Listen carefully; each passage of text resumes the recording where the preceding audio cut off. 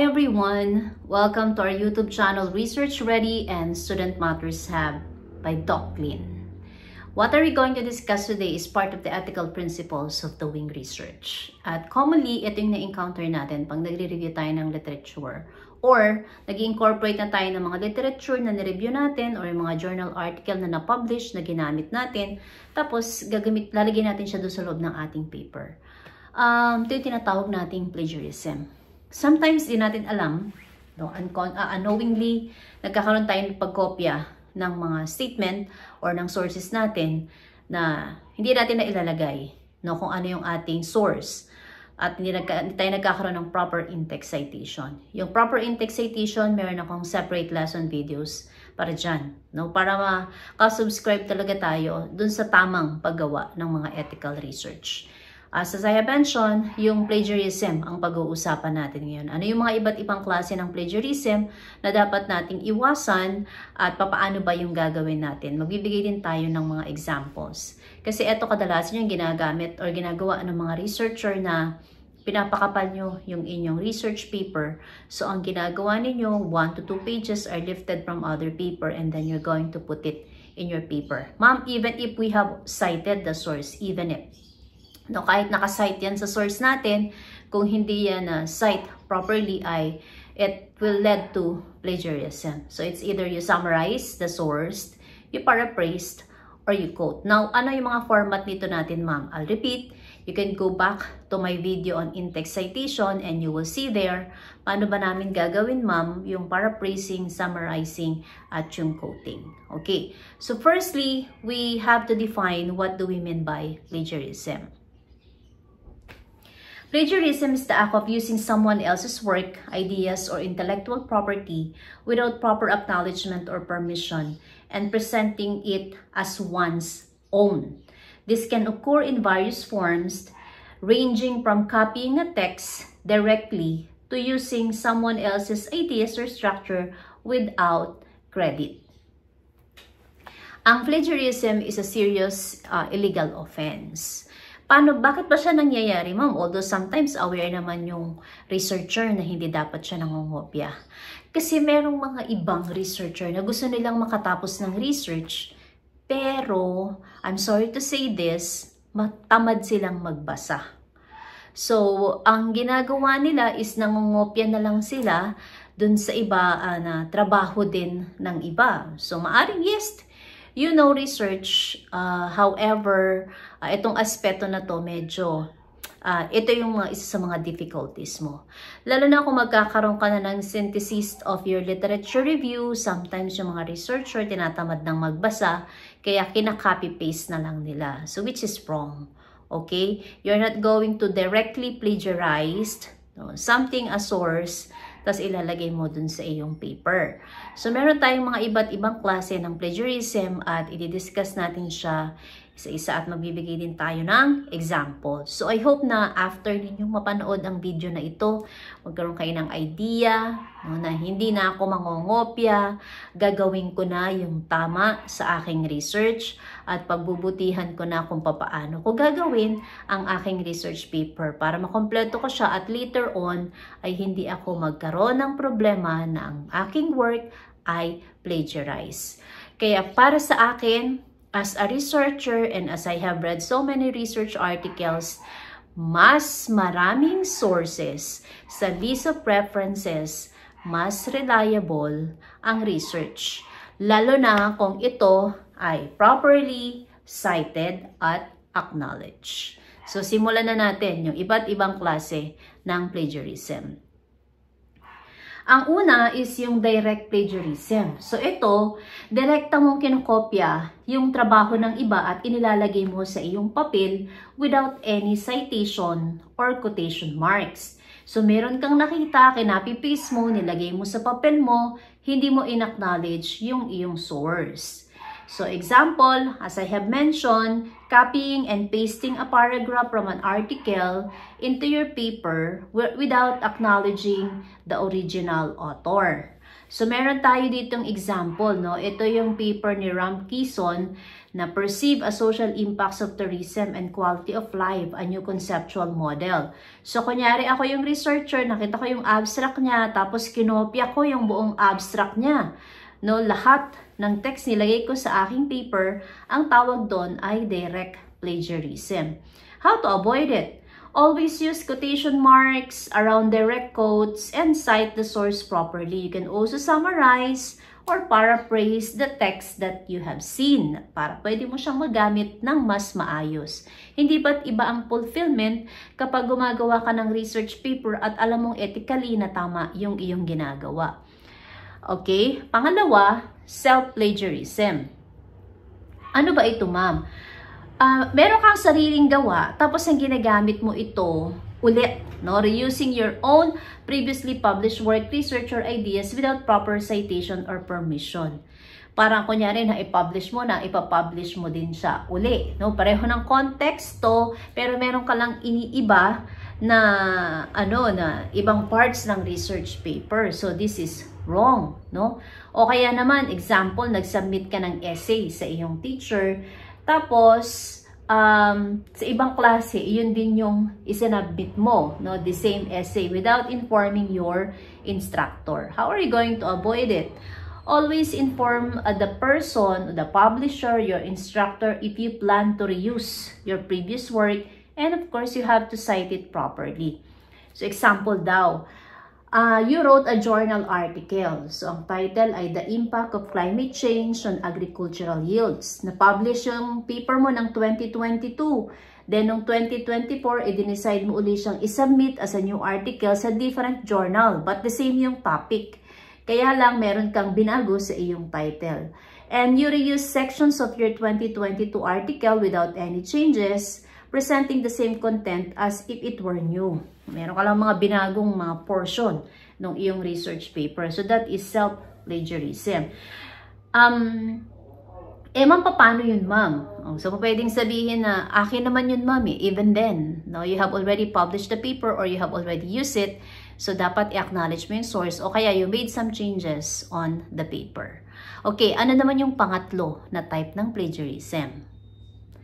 Ito yung tinatawag nating mosaic plagiarism or patch writing. Naku, gustong-gusto rin itong gamitin ng mga estudyante. Ano ba ito, ma'am? Kumukuha ka ng phrases, sentences, or ideas sa mga iba't ibang sources, tapos pinagsasama-sama mo sila without proper citation or gumagamit ka lang ng synonyms para mabago mo yung original source. Nakakuha ka sa journal article 1, 2, 3, 4, 5, pinagsasama-sama mo sila para magmukhang bago, tapos ang ginagawa mo ay binabago mo na lang yung mga terminologies, pero yung idea ay nandun pa rin.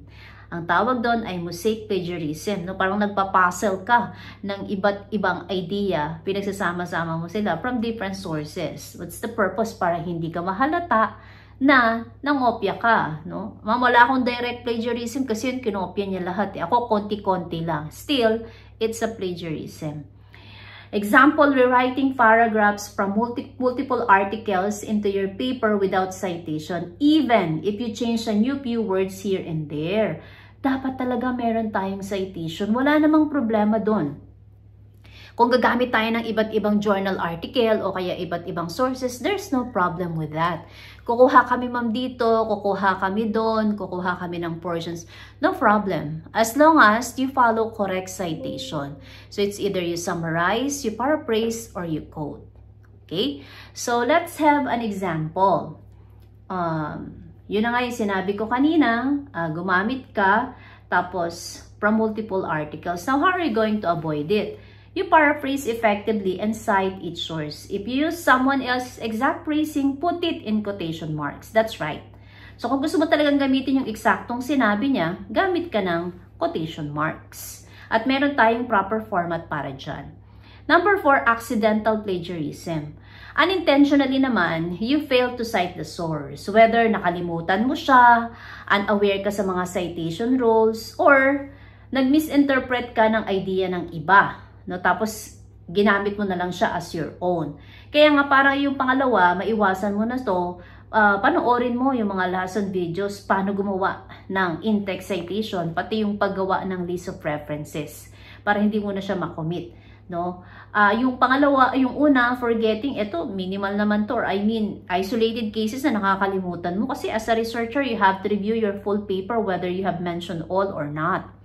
Example, using paraphrase idea from a book or article, tas nakalimutan mo to credit the author. Pero ako ang ginagawa ko, once I have used and I have read something, sinusulat ko na siya, tapos nilalagay ko katabi niya yung author. Kasi later naman ako magsa-summarize para hindi ko nakakalimutan kung saan ko siya kinuha. Pwede rin kayong magkaroon ng annotated bibliography para hindi nyo nakakalimutan kung saan nyo kinuha yung mga phrases or idea na nilalagay nyo sa inyong paper. How to avoid? Double check your in-text citation or citations, gamit ka ng mga tools or guides. At saka, ulitin ko, you keep track of all your resources or sources for reference. 5 is paraphrasing plagiarism. Ma'am, hindi ko siya directly copy-paste, hindi ko rin siya i-mosaic, pero kokopyahin mo or ipaparaphrase mo siya. No, parang ikaw na yung nagsasalita ngayon, hindi na yung original author, which is wrong. You know, plagiarism is also a form of theft or pagnanakaw. So, ibig sabihin, pag nangungopya ka ng iba at hindi mo ina-acknowledge na sila yung gumawa, nagnanakaw ka. No? Literal na pagnanakaw ito. Rewriting someone else's ideas or arguments in your own words without giving credit to the original author. Parang sinasabi mo na, akin naman itong words na ito eh. So, ako na yung author, which is wrong. No? Example, summarizing a section of a textbook but not providing a citation or attributing the idea to the author. Again, you can summarize, paraphrase, or quote. Regardless kung anong ginawa mo, kailangan mo pa rin ng proper citation. How to avoid? Ensure you are substantially altering the original text and always provide a citation to give credit to the original source. Always remember that. Either you summarize, paraphrase, or you quote, you provide the citation. Number 6, source-based plagiarism. Using a source without understanding it or incorrectly attributing its ideas to the wrong source of author. Ito ginagamit mo madalas. Ginagamit din ito mga researcher. Gumagamit kayo ng as cited by. Minsan, gumagamit ka ng as cited by pero hindi mo naintindihan kung ano yung ibig sabihin ng as cited by. No? So, meron pang original author. Ginamit ko yun. So, meron nakalagay doon as cited by. So, ginagamit mo yung as cited by, hindi mo na lang tignan kung sino yung original author. So, yun naman yung pinaka-importante, kung ano yung original source. So, nagkakamali tayo minsan ng understanding. So, sino ba talaga yung author, no, nung ating source, or ano ba talaga yung kanyang idea. Okay, so let's continue. Ang example nito is misquoting or misinterpreting a research paper and citing it as a different author's work. And how to avoid it? Ensure you fully understand the material you're citing and check your source for accuracy. That's right. No, you check your source for accuracy. If you are not sure, there is Google. There are so many search engines wherein you can search the name of the author, the title of the article, the title of the book, the year when it was published, the publisher. You can see it all there. No, marami. Kung hindi ka sigurado, ganun ang gawin mo. Minsan kulang ng volume number, issue number, makikita mo yan sa net. I assure you because I am doing that. I wanted really to have a complete and correct list of references. So when I use it in the in-text citation inside my paper, I am pretty sure and confident na tama yung aking ginagawa. Kasi hindi po pwede yan pag nagpa-publish ka ng paper sa mga reputable, quote-unquote, reputable journals na kung ano-ano lang yung nilalagay mo sa iyong paper. Kasi check nila yan. Lalo na kung iyan ay refereed. Pati comma, pati period, lahat yan ay check nila if your paper is reliable. Okay, so let's continue. How to avoid plagiarism. Okay, so there are ways in order to avoid plagiarism.